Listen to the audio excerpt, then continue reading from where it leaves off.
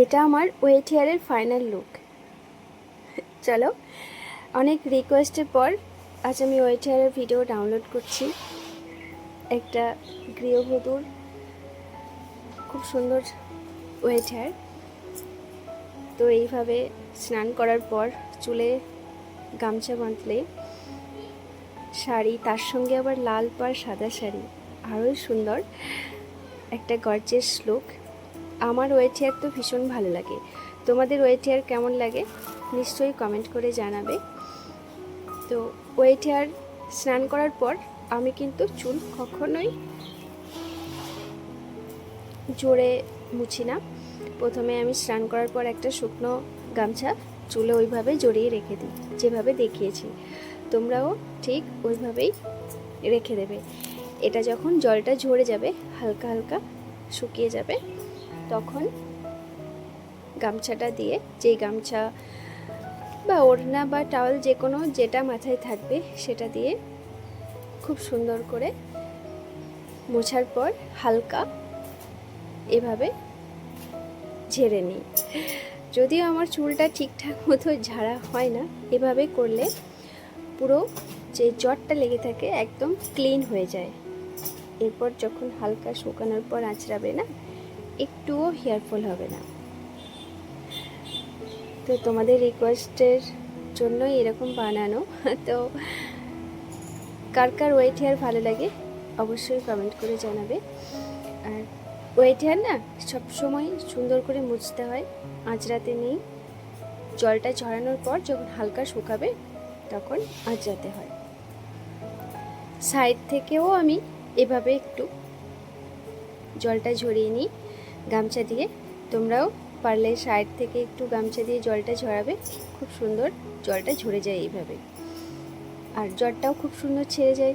জটটা ছেড়ে গেলে না, হেয়ারটা যখন শুকাবে সাইড থেকে না এইভাবে খুব সুন্দর জলটা ঝরে যায়। তো তোমরা এইভাবেও জল ছড়াতে পারো, খুব ভালো এটা। আমার তো বেশ ভালো লাগে। আর তোমরা আমাকে জিজ্ঞেস করেছো যে দিদি লং হেয়ার মানে এতটা লং কিভাবে হয়ে গেল তোমার, কতদিন সময় লেগেছে, 1 বছর নাকি 2 বছর নাকি 5 বছর? সময় তো একটু লাগবে বলো, হেয়ার লং হতে একটু সময় লাগবে, কিন্তু যত্ন করতে হবে। তোমার লং হেয়ার হোক বা শর্ট হেয়ার হোক, একটু যত্ন না করলে তো হবে না, তো যত্ন করতে হবে। আর এটা আমি শ্যাম্পু করেছি, শ্যাম্পু দেওয়ার পর কন্ডিশনার দিয়েছি।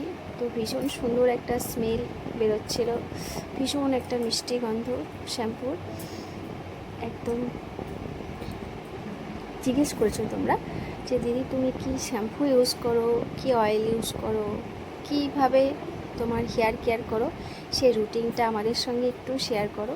তো সেই রুটিনটাও তোমাদের সঙ্গে শেয়ার করছি। তোমরা পুরো ভিডিওটা দেখতে থাকবে, কিন্তু না হলে মিস করবে। তো আমি কি অয়েল ইউজ করি, আমি কিন্তু আজ সকালবেলায় অয়েলটা লাগিয়েছিলাম। সকালে অয়েলটা লাগানোর পর একটু সময় রেখেছিলাম, মিনিমাম 1 ঘন্টা রাখলেই হয়। তো আমার হাতে সময় ছিল, যেহেতু আমি রান্না করছিলাম, তো ভাবলাম অয়েলটাই লাগিয়ে নিই। তো রান্না শেষ হওয়ার পর, খাওয়া দাওয়ার পর আমি স্নান করেছি। তো অনেকটা সময়ই ছিল, প্রায় 5-6 ঘন্টা মতো ছিল। বেশ ভালো হয়েছিল। ম্যাসাজ করবে যখন অয়েলটা নেবে না, একটু ক্যাল্পগুলো ম্যাসাজ করে নেবে। আর অয়েল নেওয়ার নিয়ম হচ্ছে শ্যাম্পু রাখতে হবে, কিন্তু চুলে শ্যাম্পু থাকতে হবে। যে আমি নোংরা হেয়ারে অয়েল লাগিয়ে নিলাম, এটা কিন্তু হবে না। সুন্দর করে অয়েলটা ম্যাসাজ করবে।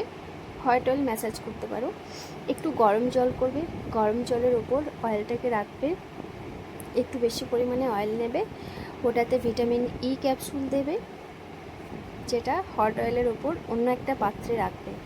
দিয়ে সুন্দর করে দেখবে গরম হয়ে যাবে, ওই উষ্ণ গরম তেলটা সুন্দর করে নিয়ে ক্যালবে সুন্দর করে ম্যাসাজ করবে। এটা চুলের পক্ষে ভীষণ ভালো। এটাকে আমরা হট অয়েল ম্যাসাজ বলে থাকি। তো হট অয়েল একদম কিন্তু তেলটাকে গরম করে নিও না, তেলটাকে গরম জলের ওপর বসিয়ে গরম করবে, যে হালকা উষ্ণ গরম হবে সেটাই নেবে। আবার সেই ফিরে আসছি ফাইনাল লুকে। তো এরকম আমার ভীষণ ভালো লাগে এই লুকটা। তোমাদের কেমন লাগলো কমেন্ট করে অবশ্যই জানাবে। আমার তো বেশ ভালো লেগেছে। আর একটা গৃহবধূর লাল পাড় সাদা শাড়ি, সঙ্গে লাল ব্লাউজ, তার সঙ্গে এরকম গর্জিয়াস ওয়েট হেয়ার কেমন লাগলো কমেন্ট করে